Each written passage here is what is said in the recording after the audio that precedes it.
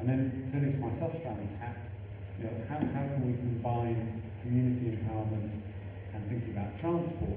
Well, one of the things that really motivated me when I started working at Sustrans was not things like the Bristol cycle path, which some of you may know, which is lovely, but actually you have to get there. What really motivates me is what's outside your front door when you open it. Because if you step out into a hostile environment, you'll respond defensively. There's a wonderful experiment done in the late 1970s in San Francisco, where they just looked at 3 physically identical streets, one of which was very heavily trafficked, lots of cars, one medium and one lightly trafficked. And they just asked the people on the street to draw on a diagram sheet, where are your relationships? Draw a line from your house to where you socialise with people, where you talk to people. And of course what that showed was, on the lightly trafficked street, it functioned as a social space. People knew people all around the street. They knew people on the other side of the street, their neighbours. On the heavily trafficked street, everyone had retreated.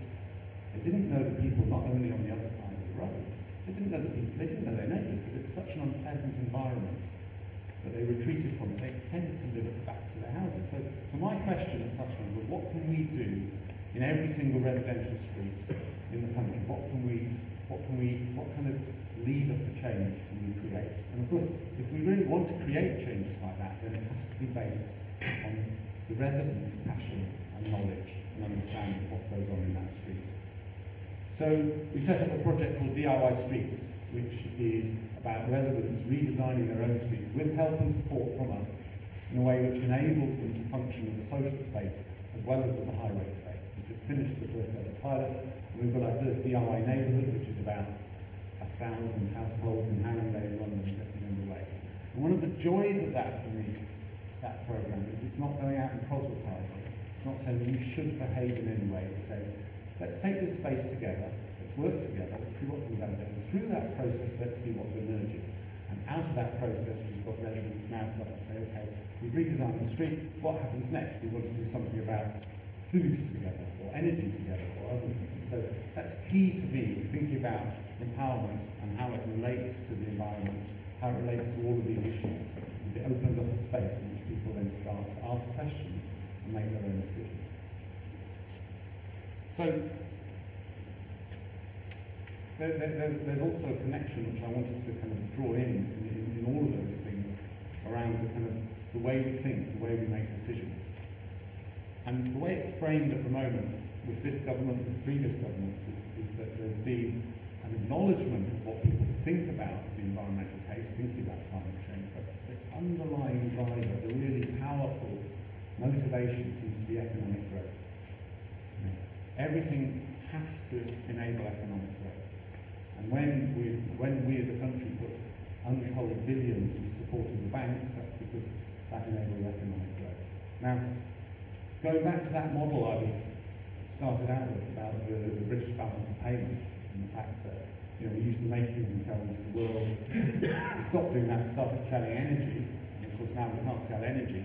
But when I raised this a few years ago to the government, I said, if we're not selling energy, how will we have balance of payments? If we haven't got a positive balance of payments, there will be cuts.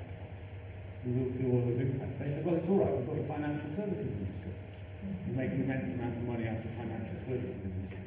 And that's really, really interesting, isn't it, for all of us if we're trying to do something. Because these big issues are going on in the background, which can just come along and blow our projects right out of the water.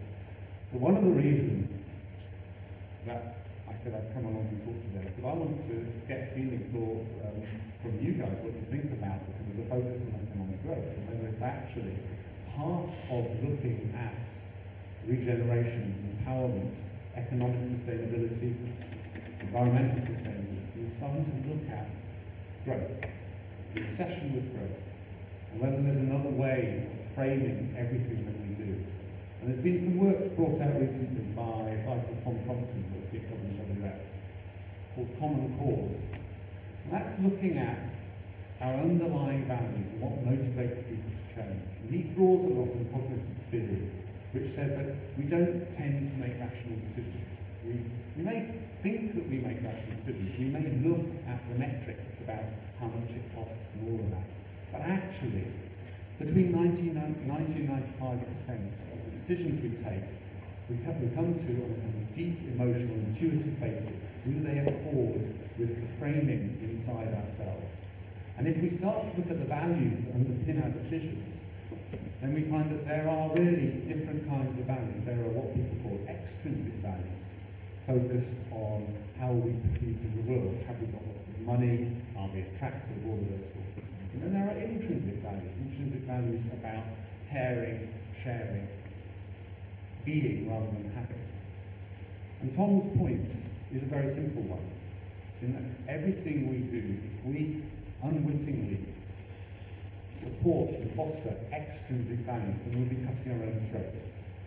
If we actually consciously seek to frame what we're doing in supporting intrinsic values, then we start to enable a change in the societal story around us, which enables the things that I presume most of the people, all the people, will want. So that's something that really informs the thinking around the way I frame things. I'm very wary to say, this is good value for money, ever. Because what does that mean? That means that I'm saying that something being valued for money is actually really important, possibly the most important thing. Is it? How do we use our money? Where does it come from? All of these things I think need to be questioned. Thank you.